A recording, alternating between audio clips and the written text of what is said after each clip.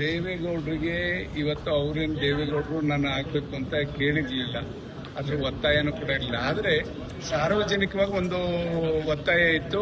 ದೇವೇಗೌಡರಂತವ್ರನ್ನ ಇವತ್ತು ರಾಜ್ಯಸಭೆಗೆ ಕಳಿಸಿದ್ರೆ ಖಂಡಿತ ನಮಗೆ ಎಲ್ಲ ರೀತಿಯಲ್ಲೂ ಕೂಡ ರಾಜ್ಯ ರಾಷ್ಟ್ರದ ಬಗ್ಗೆ ಇರ್ತಕ್ಕಂಥ ಜ್ವಲಂತ ಸಮಸ್ಯೆ ಬಗ್ಗೆ ಧ್ವನಿ ಎತ್ತುತ್ತಾರೆ ಅಂತಕ್ಕಂಥದ್ದು. ಅದನ್ನ ಅವ್ರ ಹಿರಿತನಕ್ಕೆ ಇವತ್ತು ಪ್ರಧಾನಮಂತ್ರಿಗಳು ಕೂಡ ಮನ್ನಣೆ ಕೊಟ್ಟು ಆ ಸಮಸ್ಯೆಗಳನ್ನ ಬಗೆಹರಿಸ್ತಾರೆ ಅಂತಕ್ಕಂಥ ಚಿಂತನೆ ಇವತ್ತು ರಾಜ್ಯ ಮತ್ತು ರಾಷ್ಟ್ರದ ಸಾರ್ವಜನಿಕರಲ್ಲಿ ಏನಿತ್ತು.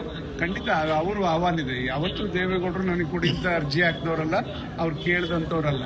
ಇದನ್ನ ಹೇಳಲಿಕ್ಕೆ ಬಯಸ್ತಾರೆ.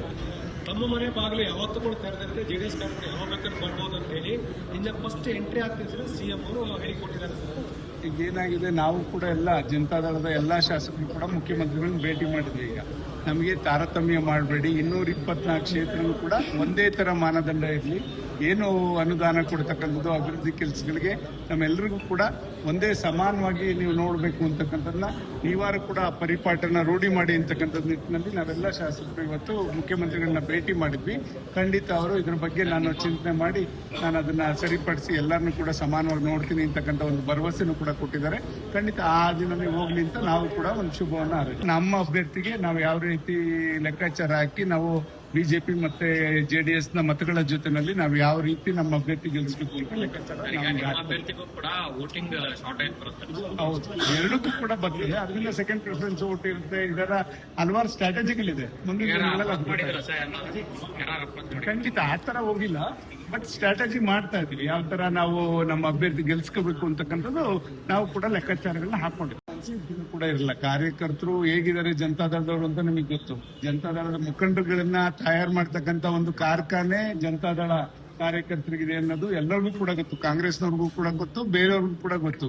ಈ ರೀತಿಯಲ್ಲಿ ಇವತ್ತು ಬಿಜೆಪಿ ಕಾಂಗ್ರೆಸ್ನಲ್ಲಿ ಇರ್ತಕ್ಕಂಥ ಹಲವಾರು ಜನ ಮುಖಂಡರುಗಳು ನೀವು ಫ್ರಂಟ್ ಲೈನ್ ಲೀಡರ್ಸ್ ನ ನೋಡಿದ್ರೆ ಯಾವ ಗರಡಿಯಿಂದ ಬಂದವರು ಅಂತ ನಿಮ್ಗೆ ಅರ್ಥ ಆಗ್ತದೆ. ಆದ್ರಿಂದ ಜನತಾದಳ ಒಂದು ಕಾರ್ಯಕರ್ತರನ್ನ ಮುಖಂಡರು ತಯಾರು ಮಾಡ್ತಕ್ಕಂಥ ಕಾರ್ಖಾನೆ. ಅದ್ರಲ್ಲಿ ಯಾವತ್ತೂ ಕೂಡ ನಮ್ಮ ಕಾರ್ಯಕರ್ತರು ಆತರ ಮನಸ್ಥಿತಿ ಇಲ್ಲ.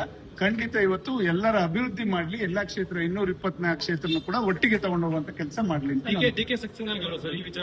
ಅದನ್ನ ಹೇಳ್ತಾರೆ. ಯಾಕೆಂದ್ರೆ ಈಗಲೇ ಇನ್ನ ಅಪ್ರಸ್ತುತ ಒಂದು ಸಂದರ್ಭ, ಅವರು ಯಾವ ರೀತಿ ನಡೆಗಳನ್ನು ನೀಡ್ತಾರೆ ಇದೆಲ್ಲದನ್ನು ಕೂಡ ಕಾದ್ ನೋಡ್ತೇವೆ. ಖಂಡಿತ ಅವ್ರು ಒಳ್ಳೆ ಹಾದಿನಲ್ಲಿ ಹೋಗ್ಲಿ, ಎಲ್ಲಾ ಕ್ಷೇತ್ರಗಳನ್ನು ಕೂಡ ಒಟ್ಟಾಗಿ ಅಭಿವೃದ್ಧಿ ಮಾಡೋ ಕಡೆ ಗಮನ ಹರಿಸ್ಲಿ ಅಂತ ನಾನು ಒತ್ತಾಯ. ನಮ್ಮ ಕಾರ್ಯಕ್ರಮಗಳನ್ನ ನೀವು ನೋಡ್ತಾ ಇದ್ರೆ ನಮ್ಮ ಚಾನೆಲ್ ಅನ್ನ ಸಬ್ಸ್ಕ್ರೈಬ್ ಮಾಡಿ, ಪಕ್ಕದ ಬೆಲ್ ಐಕಾನ್ ಒತ್ತಿ ನಮ್ಮನ್ನ ಬೆಂಬಲಿಸಿ. ಹಾಗೆ ನಮ್ಮ ಕಾರ್ಯಕ್ರಮಗಳನ್ನ ಲೈಕ್ ಮಾಡಿ, ಕಮೆಂಟ್ ಮಾಡಿ, ಅದನ್ನ ಬೇರೆಯವರಿಗೂ ವಾಟ್ಸ್ಆಪ್ ಮೂಲಕ ಶೇರ್ ಮಾಡಿ. ನೀವು ಹೀಗೆ ಮಾಡಿದಾಗ ನಮ್ಮ ಚಾನೆಲ್ ಇನ್ನಷ್ಟು ಮತ್ತಷ್ಟು ಜನರಿಗೆ ತಲುಪಲು ನೀವು ನಮ್ಮೊಂದಿಗೆ ಸಹಕರಿಸಿದ ಹಾಗಾಗುತ್ತೆ. ಇದು ನೀವು ಯಾವುದೇ ಖರ್ಚಿಲ್ಲದೆ ಕೆಲವೇ ಸೆಕೆಂಡುಗಳಲ್ಲಿ ನೀಡಬಹುದಾದ ಸಹಕಾರ.